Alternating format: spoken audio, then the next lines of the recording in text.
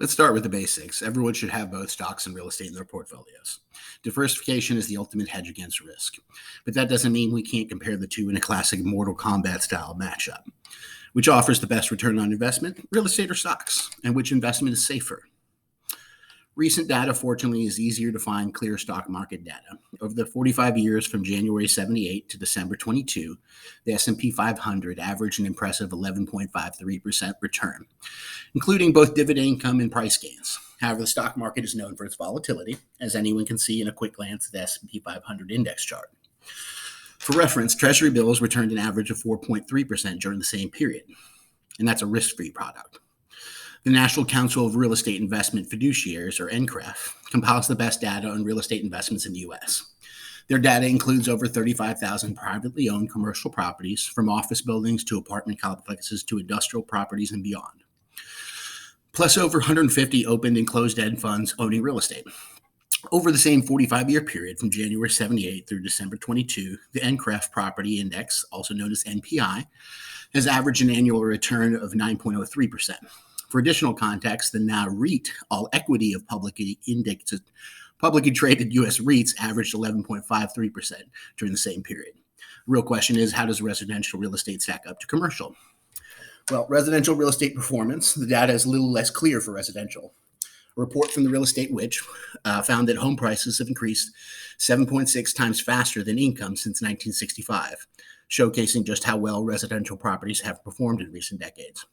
But residential real estate returns include rental income, not just price growth. Unfortunately, there are few precious, reliable resources that include both income as well as their appreciation data. Nonetheless, fractional rental investing platform did a 20-year study in late 2021 that found that residential U.S. real estate returned an average of 11.7% with financing included. Removing the leverage, that number drops to 9.5%. Sources citing S&P's claim that the residential real estate averages a return of 10.6 over time. But I couldn't find the original data to verify that or even determine what time frame that figure refers to. You can see why the 145-year study is so valuable, given how unreliable other data on residential real estate returns are. Risk versus return. Now, how do you measure an investment's risk against its rate of return? It turns out that there's a simple way to determine the best return on investment, a literal risk-reward ratio. It's called the Sharpe ratio, after its creator, William Sharpe. You start with an asset's return and subtract out the return of a short-term, risk-free alternative like U.S. T-bills. That gives you a risk premium, the extra return the asset delivers over a risk-free investment. And then you simply divide that risk premium over the asset's volatility as measured by its annual standard deviation in value. If the math gives you a headache, just think of it as a return divided by risk. A higher ratio indicates a better investment. Greater return on investment relative to the risk. Here's the breakdown. T-bonds, their Sharpe ratio is around 0.2%. It's weak sauce. Stock investment's not much better at 0.27. So their returns were strong, but they're more volatile than plutonium in a mad scientist's lab. Residential real estate has an average Sharpe ratio of 0.7%, which is great. In conclusion, residential real estate offers excellent returns with low volatility and huge tax advantages. But that doesn't mean there's no place for equities in your portfolio.